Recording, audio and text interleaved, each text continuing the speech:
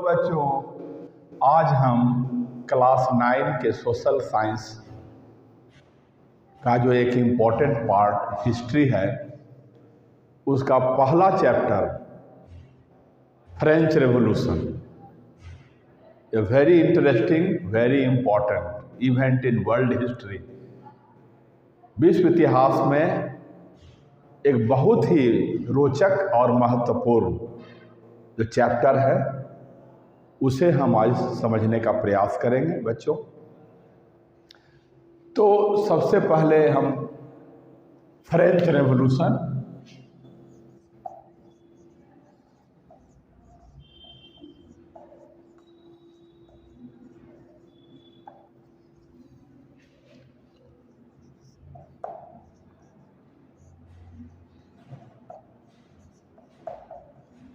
France की क्रांति। तो बच्चों, किसी के भी दिमाग में ये बात उठती है कि आखिर क्रांति क्या है, रेवोल्यूशन क्या है। सबसे पहले बच्चों हम रेवोल्यूशन का ही अर्थ समझने का प्रयास करेंगे। जो आम जनता है, जब भी हड़ताल होगी, खून खराबा कहीं है, कहीं लोग गाड़ियों को जला रहे हैं किसी कारण से, तो लोग कहते हैं क्रांति हो गई, लेकिन वो दरअसल आम समझ है। क्रांति बच्चों इसे नहीं कहते। नहीं तो इतना बड़ा देश में कहीं न कहीं लोग इस तरह से प्रतिदिन कार्रवाई करते हैं, रोड पर आते हैं। एक बच्चा भी अगर या कोई आदमी भी गाड़ी से कुचल जाता है तो हजारों लोग सड़क जाम कर देते हैं, गाड़ियों को नुकसान पहुंचाते हैं। अगर क्रांति ही इसे कहते तो भारत में तो न जाने कितनी क्रांतियां रोज होती, लेकिन इसे क्रांति बच्चों नहीं कहते। तो क्रांति कहते किसे हैं? सबसे पहले बच्चों हम ये देखें, व्हाट इज ए रेवोल्यूशन।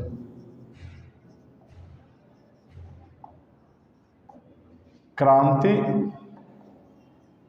क्या है? इसी वर्ड को हम समझ लेंगे तो French revolution, what is revolution? Any organized movement attempt to bring about radical का मतलब big change in the system of government or method of production etc. is called A revolution.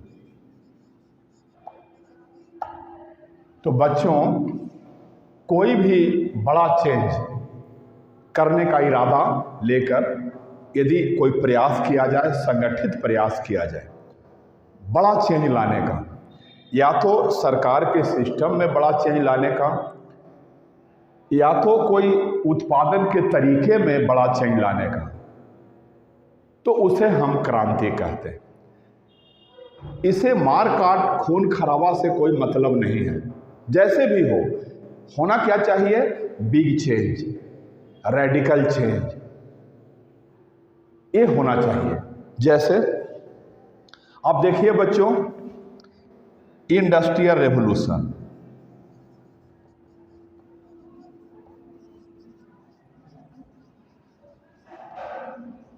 इसको हम क्या कहते हैं बच्चों? औद्योगिक क्रांति। इसमें कहाँ मारकाट हुई, कहाँ खून खराबा? केवल हाथ की जगह मशीन से प्रोडक्शन होने लगा, बड़ा बदलाव आ गया। ग्रीन रेवोल्यूशन,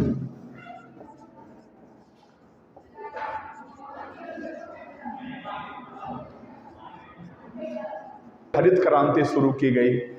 हमारी जनसंख्या बहुत कम थी, फिर भी भूखमरी थी। हमें दूसरे देशों से अनाज मंगवाना पड़ता था।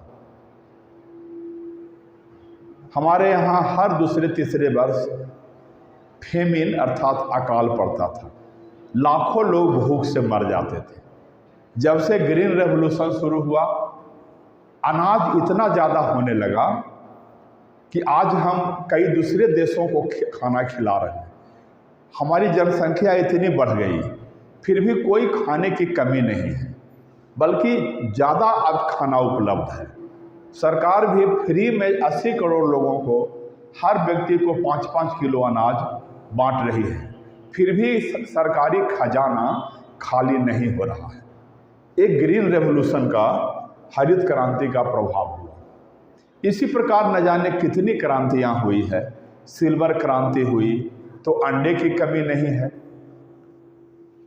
येलो रेवोल्यूशन हुआ तो आज खाने वाले तेल, कड़वा तेल वगैरह की कमी नहीं है। न जाने कितनी क्रांतियां। ब्लू रेवोल्यूशन हुआ तो मछली उत्पादन बढ़ गया।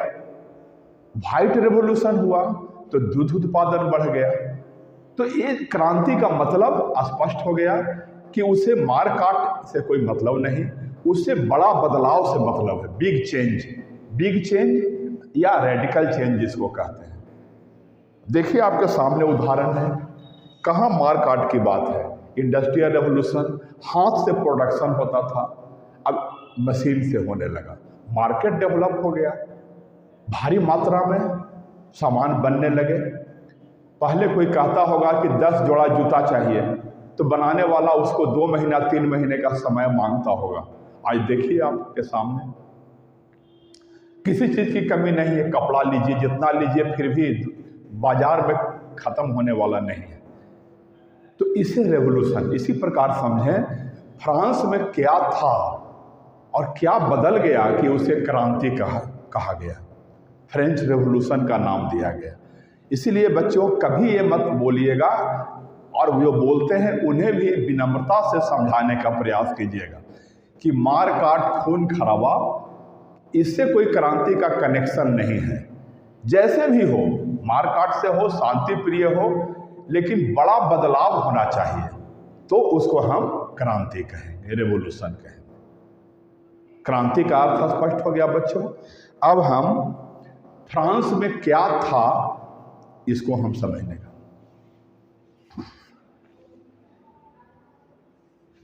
तो बच्चों सबसे पहले हम ये देखें कि फ्रांस में उस समय किस प्रकार की पॉलिटिकल सिचुएशन थी।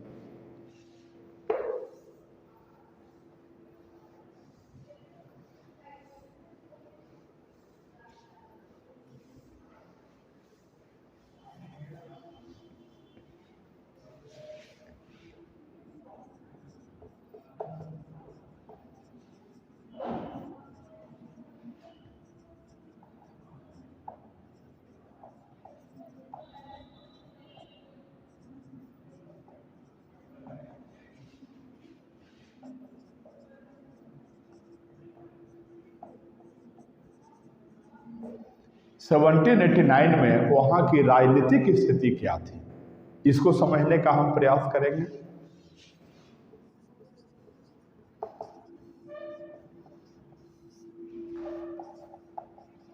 वहाँ के राजा कौन थे बच्चों? लुई 16 थे।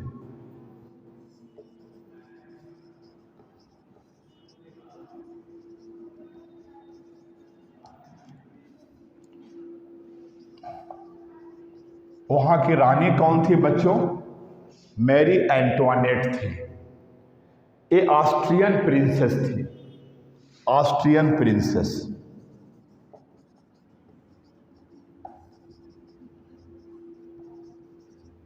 ऑस्ट्रिया की राजकुमारी थी, वहाँ के राजा की बहन थी, ऑस्ट्रिया की राजा की बहन, और इनकी शादी लुई 16 फ्रांस के राजा से हुई थी। ये दोनों राज कैसे करते थे? कौन सा सिस्टम था मोनार्की का, राजतंत्र का?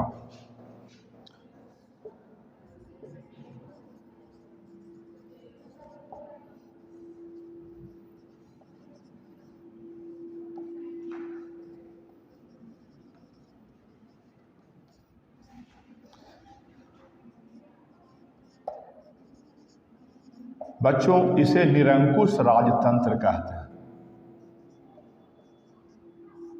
कैसा राजतंत्र था बच्चों? Absolute monarchy. इसे ही मोनार्की को हम किंगशिप कहते हैं। इसको निरंकुश, निह जोड़ अंकुश, अर्थात राजा कैसा था? Uncontrolled king. राजा पर कोई नियंत्रण नहीं था, कोई संस्था ऐसी नहीं थी जो राजा पर नियंत्रण रख सके, राजा को लिमिटेड पावर में रख सके, ऐसी कोई संस्था। एक संस्था थी बच्चों वहां, स्टेट्स जनरल।